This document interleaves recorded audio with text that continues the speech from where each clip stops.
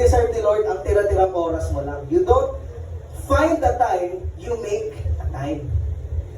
Magkaiba yun eh. Iba yung you are finding a time and you are making time.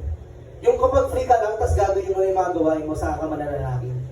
No, hindi dapat ganon. You must make a time for the Lord. Kasi alam niyo po, hindi napatay si Lord sa cross para sa'yo dahil lang may sobrang oras siya sa'yo. He made a time for you.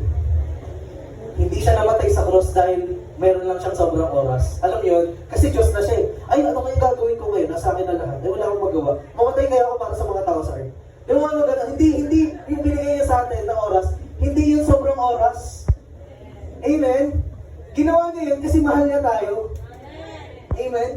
No? Hindi gano'n, hindi dahil bored lang si Lord, nasa kanya na lahat, wala siyang magawa, tapos binigay niya sa atin yung anak niya sa atin. No? He was being intentional for us. Amen. Pag alam mong mahal mo, hindi issue ang oras. Tama ba? Amen. Gagawan at gagawan mo yan ng panahon at paraan. Diba? Nakakatapos ka nga ng isang season ng anime, isang upuan lang eh. Yung isang oras nga na isang episode ng K-drama, natatapos mo isang oras, isang upuan lang eh. Diba? Isang oras na K-drama episode, natatapos mo isang upuan, pero yung 15 minutes na prayer, hindi mo matapos. Diba? Hindi issue ang time. Ang issue priority. Kasi kung priority mo yan, bibigyan mo yan ng time.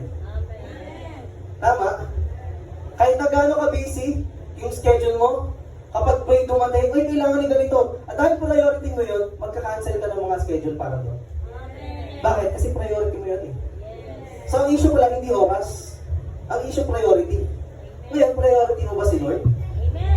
Kung priority mo si Lord, bibigyan at hahanapan mo siya ng oras para sa inyong dalawa. Ulitin ko kapatid, hindi deserve ni Lord ang tira-tirang oras mo lang. He wants to spend time with you.